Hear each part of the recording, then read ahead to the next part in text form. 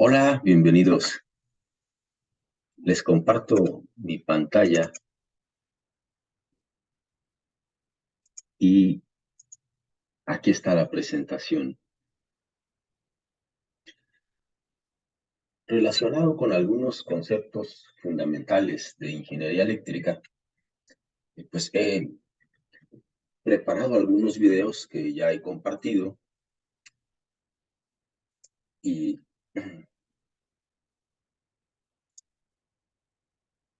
hay unos problemas que nos sirven como ejercicio de fin de capítulo. Son problemas de fin de capítulo de este libro, Elementos de Análisis de Sistemas de Potencia, el ya fallecido doctor William Stevenson.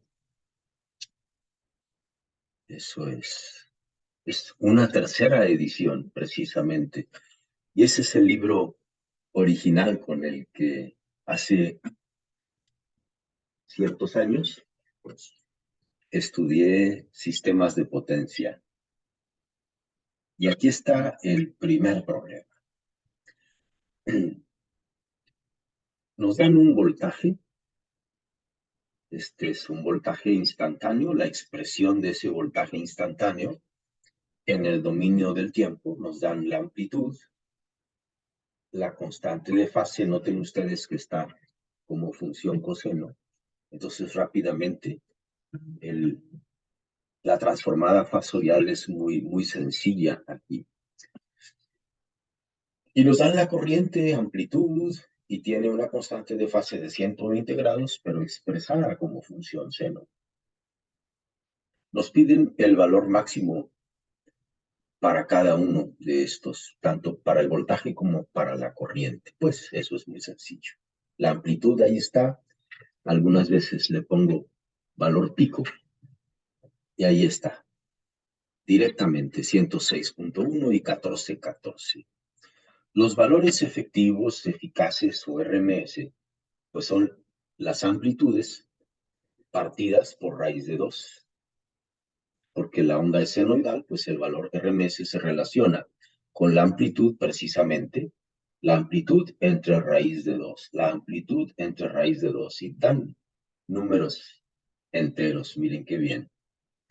Los fasores directamente son 75, ángulo de 60 grados, ya en volts RMS, y para la corriente 10, fíjense que es más 120 menos 90, porque está como función seno, y eso resulta en 30 grados. Pero aquí nos dicen la expresión fasorial, encontrar la expresión fasorial si la corriente es la referencia. Pues aquí hay que restar 30 grados a ambas cantidades, se giran 30 grados ambas cantidades, a las fases las retrasamos 30 grados ambas y esto va a quedar con 0.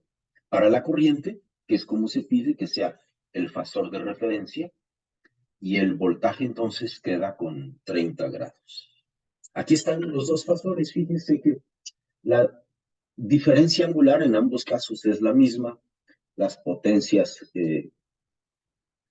la potencia compleja sería la misma, la impedancia es la misma. Eso no se ve alterado por mover la referencia.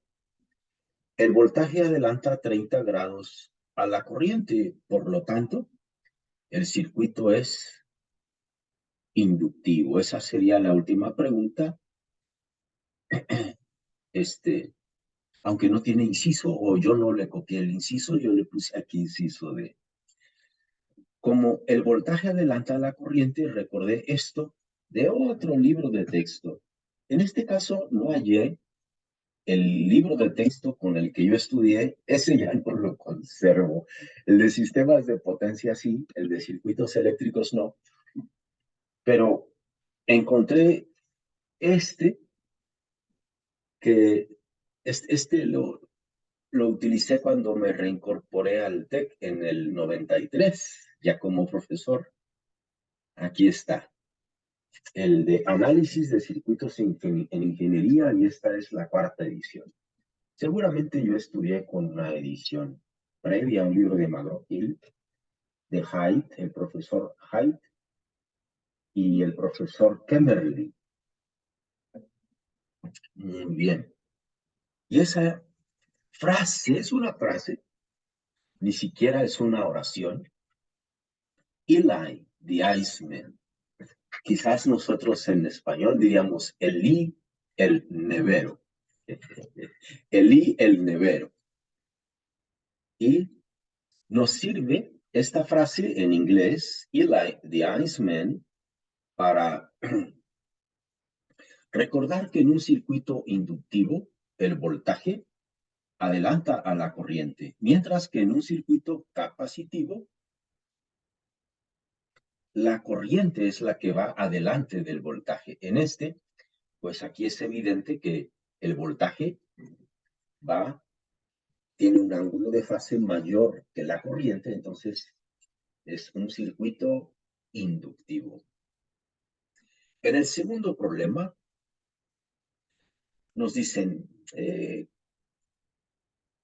si el circuito del problema 2.1 está formado por un elemento puramente resistivo y otro puramente reactivo, encuentre R y X.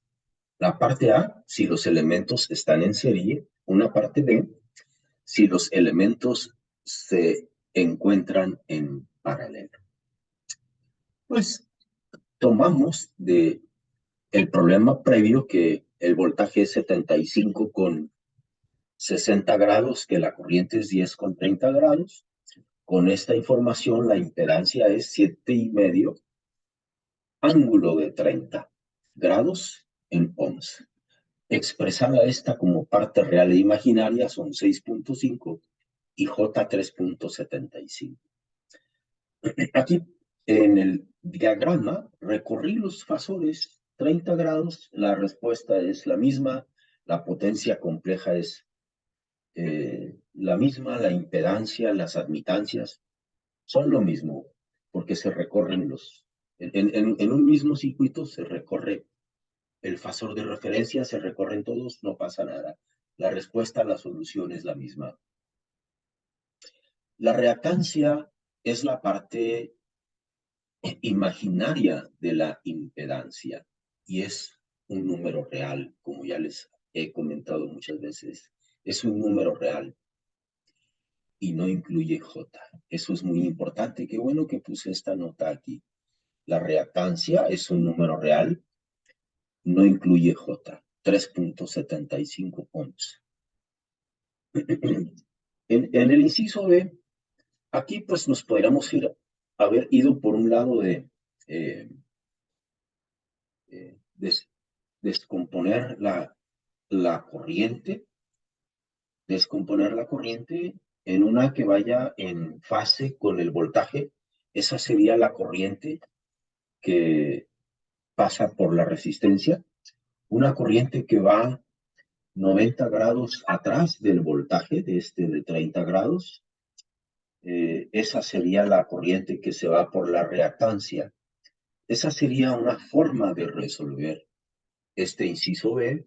Otra forma quizás es irnos primero por las potencias, calculamos la potencia compleja y encontrar los elementos que satisfacen esa potencia compleja. El resultado sería el mismo que este es el más directo.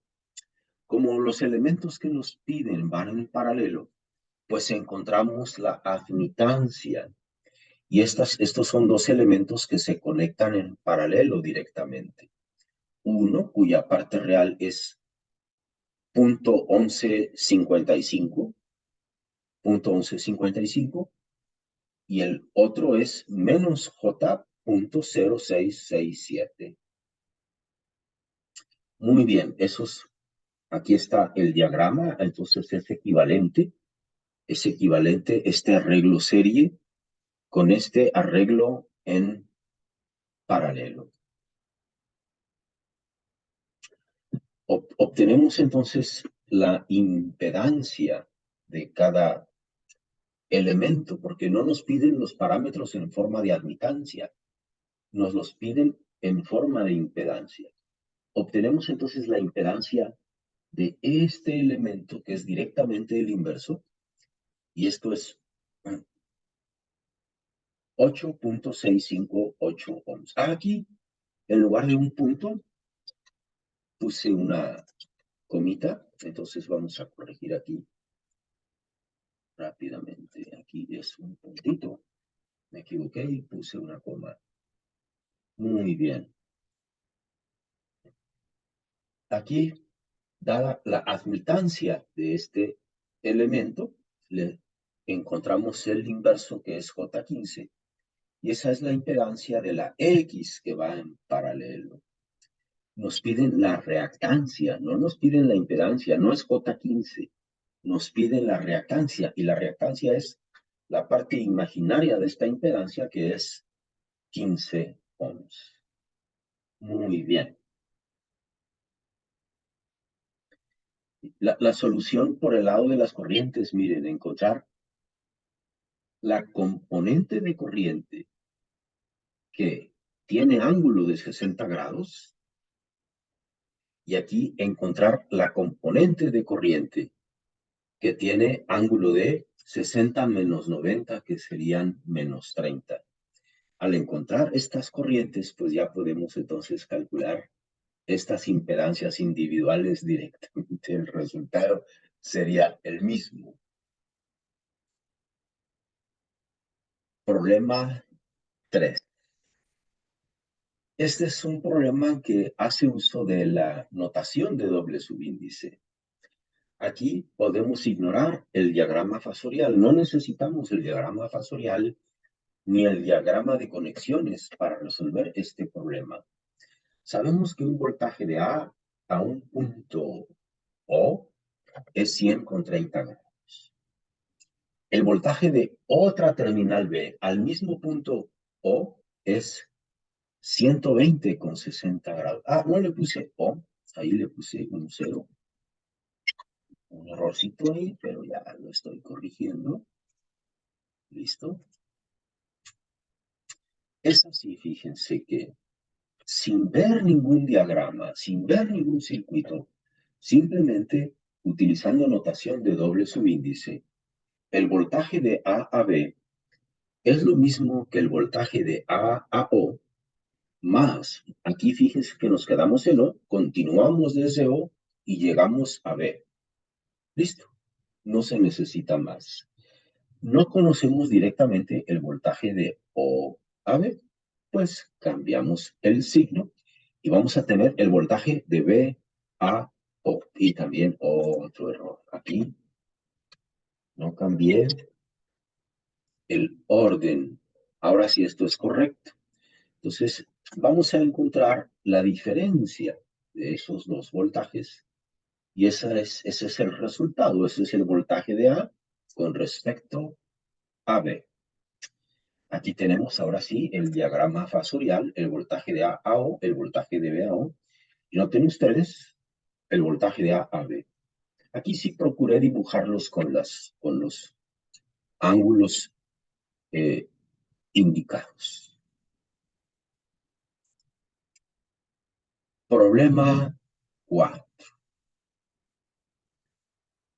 Un voltaje de corriente alterna es de 230 volts. Fíjense que no nos dicen, pero es RMS.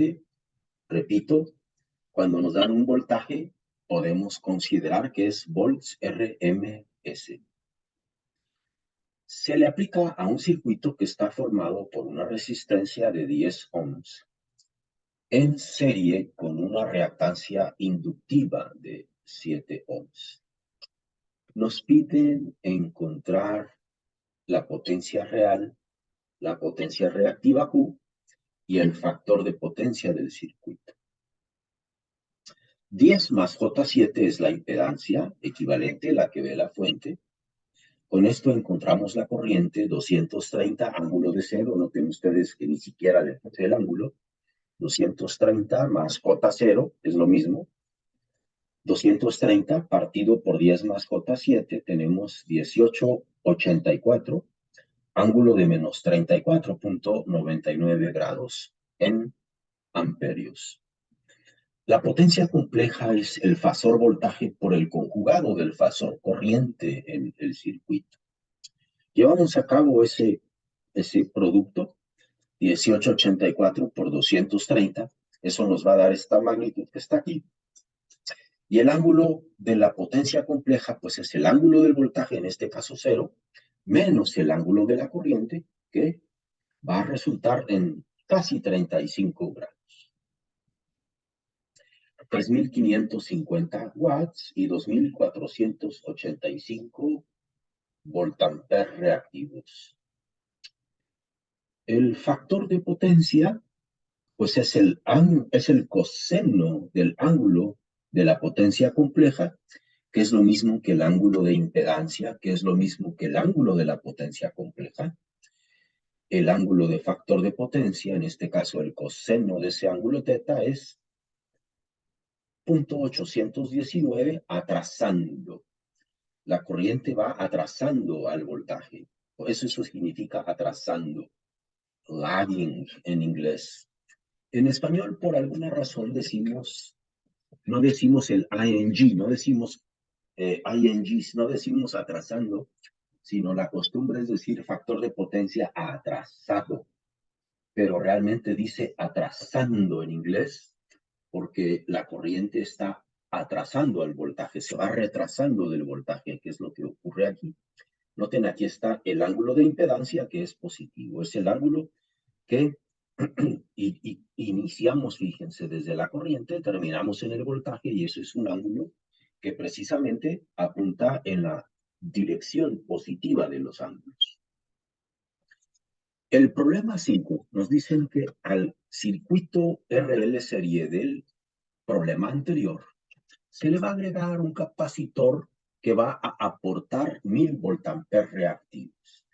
Aquí hay una inconsistencia. Fíjense que yo tengo la costumbre de poner voltampères reactivos en honor a volta, pues mayúscula la V, en honor a ampere, mayúscula la A abreviada, y la R, pues esa reactiva no es en honor a nadie, entonces esa va abreviada minúscula, siguiendo las reglas de las abreviaturas de unidades en el Sistema Internacional de Unidades. Pero por alguna razón, en la IS rompieron la regla, hicieron una excepción a la regla, una excepción que nadie necesitaba, y ellos han dicho que la potencia reactiva es toda con minúsculas. Bueno, pues no había necesidad, en mi opinión, de romper las reglas, no pasa nada. Yo sigo utilizando voltampères reactivos,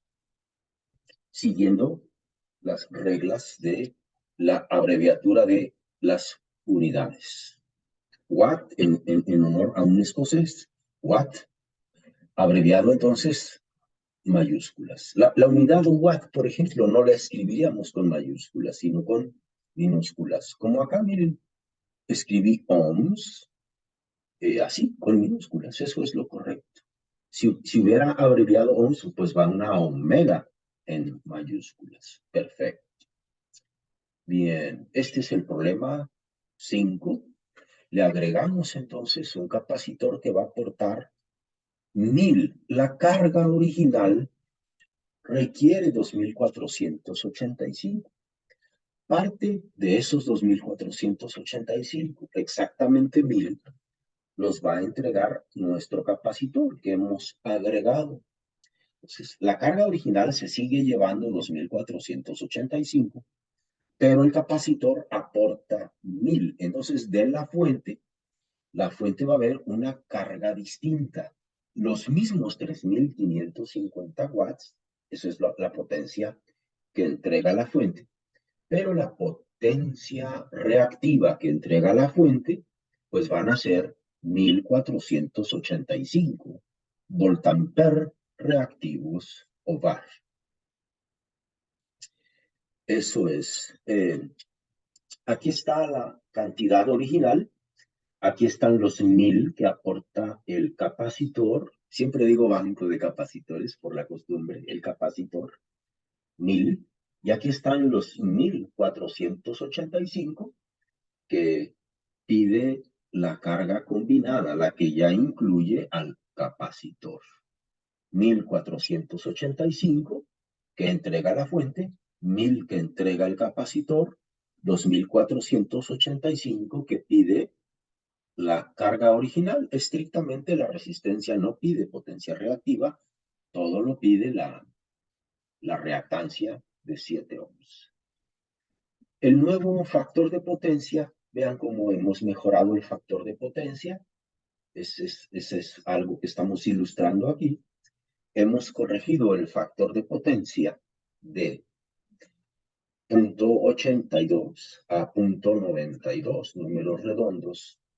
Y el factor de potencia lo estamos calculando como el coseno del arco tangente de la potencia reactiva entre la potencia real. El último problema de esta sesión cortita es un problema muy sencillo, en verdad. Una carga monofásica extrae de una fuente 30 ángulo de 35 amperios. Nos dan directamente el fasor. El fasor voltaje en terminales de la carga también nos lo dan, es 220,75 grados voltios. Nos piden hallar P y Q en la carga, un problema muy sencillo en verdad, voltaje por conjugado de corriente, o mejor todavía, fasor voltaje por el conjugado de la corriente. Entonces multiplicamos las magnitudes, este producto, nada más ese producto, el producto de las magnitudes, voltios amperios son los voltamperios, es la potencia aparente. El ángulo de la potencia compleja, pues es el ángulo del voltaje menos el ángulo de la corriente. Y esto resulta entonces 6.600 voltamperios, es la potencia aparente, y ángulo de 40 grados. Todo en voltamperes. Cuando descomponemos esto en parte real y J veces parte imaginaria, 5.056 kilowatts y 4.242, cabe 4.2, dije 5.056 y 4.24, los primeros en kilowatts, los segundos en kVA-Rs. Ya expresamos aquí que la potencia es 5.056 watts y la reactiva, la potencia reactiva, 4.242 volt-ampere reactivos o bars. Tenemos también aquí el diagrama fasorial, aquí están 220,75 grados y 30,35 grados para los amperios. No tienen que ir estos a escala. Cuando son voltajes, nada más, puros voltajes, por ejemplo estos sí están a escala. Los segmentos de recta van a escala, 100 con 100, este es 100, como este es a 120, como este es a 60, porque todos son voltajes ahí. Pero no hay la escala no tiene por qué ser constante entre voltios y amperios, una escala para los voltios, una escala para los amperios, no pasa nada. Y es así como hemos terminado. Bueno, pues me despido de ustedes, esperando que esta sesión sea de utilidad. Hasta luego.